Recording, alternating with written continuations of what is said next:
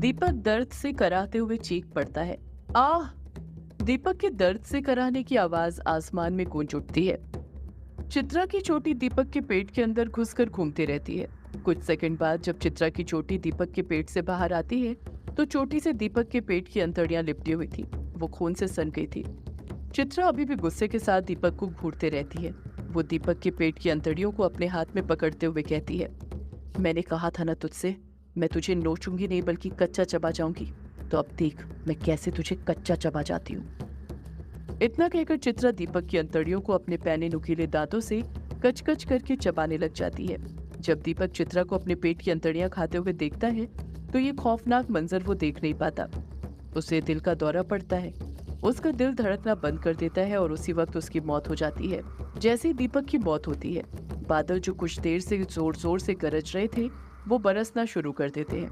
बारिश होने लग जाती है और जैसे ही बारिश शुरू होती है, वहां पर जो बिल्लियां मौजूद थी वो चिल्लाना शुरू कर देती हैं। पूरा कब्रिस्तान बिल्लियों की आवाज से गूंज उठता है। ऐसा लग रहा था जैसे वो बिल्लियां जश्न मना रही हो चित्रा के शिकार करने पर। लेकिन चित्रा का ध्यान उन बिल्लियों पर जरा सा भी नहीं था। उसका ध्यान था तो दीपक का मांस खाने में। चित्रा दीपक का मांस अपने हाथों से मसलते हुए निकालते जा रही थी और उसे खाते जा रही थी।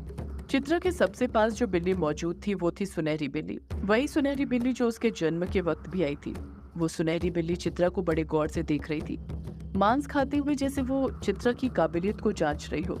15 मिनट पहले चित्रा के घर में। इस तरफ जैसे जैसे वक्त बीतते जा रहा था, डायंतिका और निशाज की टेंशन बढ़ती जा रही थी। चित्रा की फिक्र उन दोनों को अंदर ही अंदर खाए जा रही थी। एक पल भी वो दोनों चैन से नहीं बैठ पाए थे। हॉल के अंदर ही कभी खड़े रहते तो कभी चहलकदमी कर रहे थे। डायंतिका तो बार बार दरवाजे के पास जा रही थी और जब वो बाहर झांक कर देखती कि चित्रा आते हुए नजर नहीं आ रही, तो वो वापस से घर के अंदर आकर परेशान होने लग जाती। डायंतिका दीवार पर लगी घड़ी में वक्त देखते हुए घबराहट के साथ कहती है, 11 बज गए निशाज, अभी तक चित्रा नहीं आई है। निशाज खामोशी के साथ खड़ा रहता है। उसके खुद समझ नहीं आ रहा था कि चित्रा अभी तक क्यों नहीं आई थी।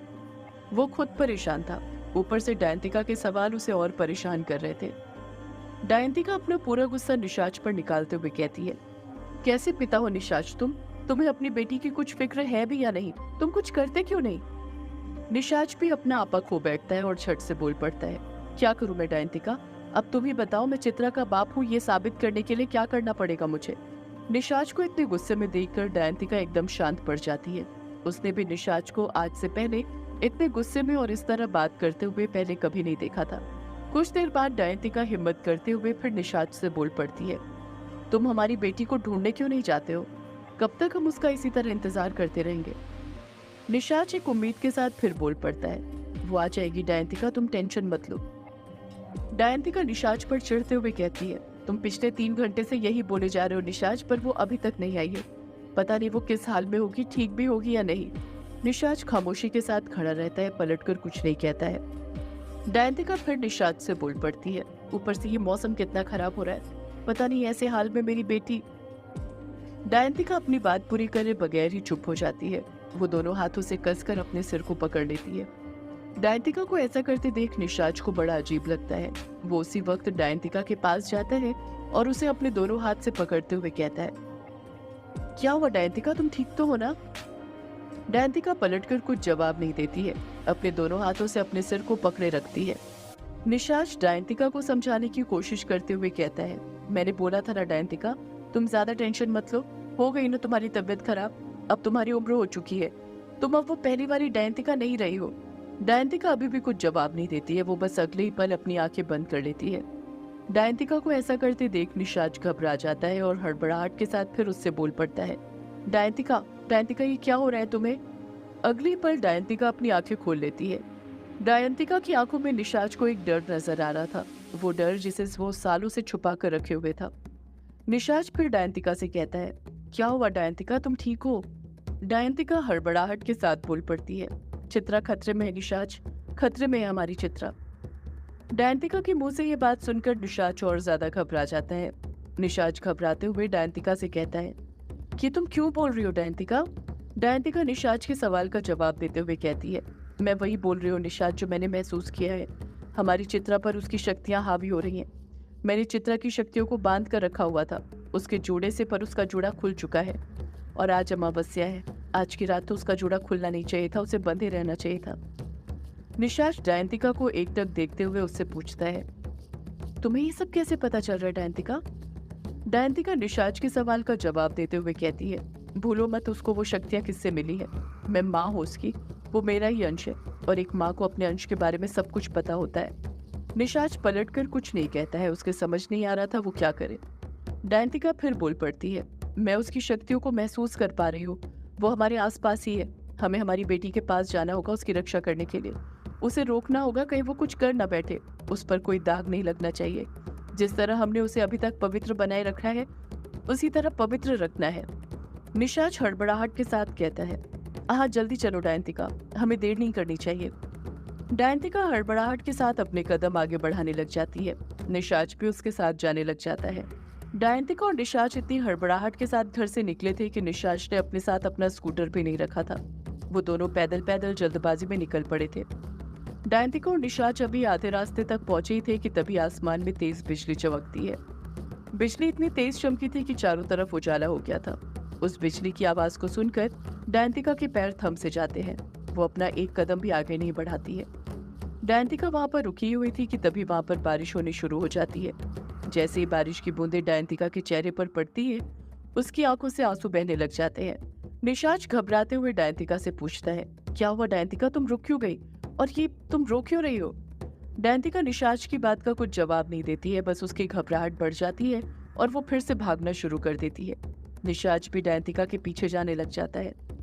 डयंतिका अपनी पूरी जान लगाकर भाग रही थी। भागते भागते वो कई बार गिर गई थी, पर वो फिर भी उठकर भागते जा रही थी, जैसे उसे किसी भी हालत में अपनी बेटी के पास पहुंचना हो। वो जल्द से जल्द चित्रा के पास पहुंचना चाहती थी। चित्रा की फिक्र उसे अंदर ही अंदर खाए जा रही थी। वो रोते जा रही थी और भागते जा रही थी। कुछ ही देर में डयंतिका पार्क स्ट्रीट कब्रिस्तान के पास आकर रुक जाती है। डयंतिका वहां पर रुककर हांफने लग जाती है। लंबी लंबी आहें भरने लग जाती है। निशाज हड़बड़ाहट के साथ डयंतिका से पूछता है, क्या हुआ डयंतिका, तुम यहाँ पर क्यों रुक गई? डयंतिका अपने हाथ से कब्रिस्तान की तरफ इशारा करते हुए कहती है, वो यहीं पर है। निशाज डयंतिका को एकटक देखते हुए उससे पूछता है, हमारी बेटी चित्रा? डयंतिका कहती कुछ नहीं, बस हाँ में अपना सिर हिला देती है। अगले ही पल डयंतिका कब्रिस्तान के अंदर घुस जाती है। जब वो कब्रिस्तान के अंदर घुसती है तो उसे बहुत अजीब सा महसूस होने लग जाता है। वो कदम जो हड़बड़ाहट के साथ बढ़ा रही थी, उसकी चाल धीमी होने लग जाती है। जैसे जैसे वो कब्रिस्तान के अंदर अपने कदम बढ़ाते जा रही थी, उसके दिल की धड़कन बढ़ते जा रही थी।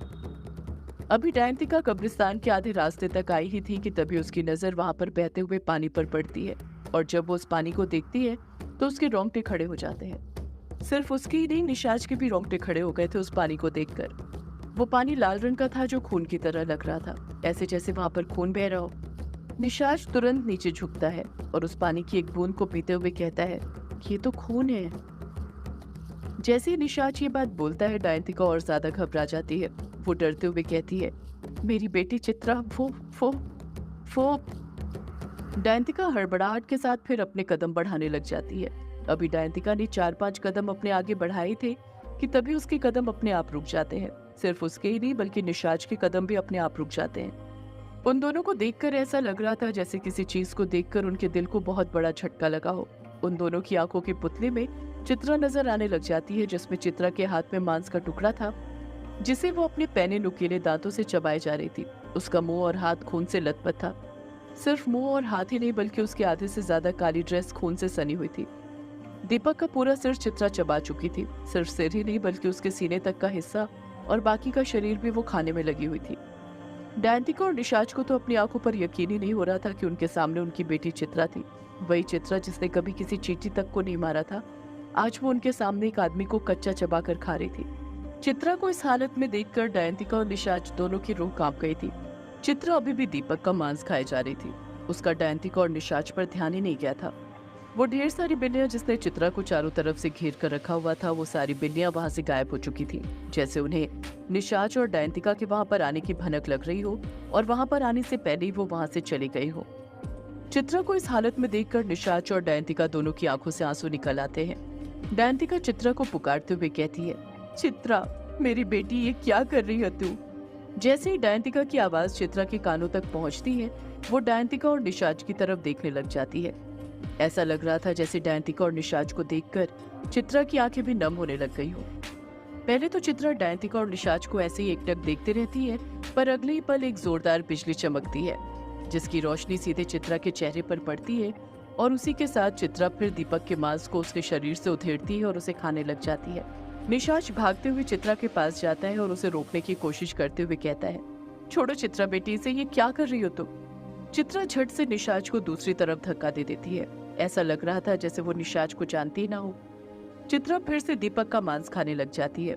डायंतिका और निशाज दोनों ही चित्रा को रोकने की कोशिश करते हैं, उसे वहां से दूर करने लग जाते हैं, पर वो चित्रा को रोक नहीं पाते हैं। चित्रा दीपक का मांस उसके मृत शरीर से उधेड़ उधेड़ कर खाते रहती है। डायंतिका और निशाज भी बस रोते रहते हैं, कुछ नहीं कर पाते हैं।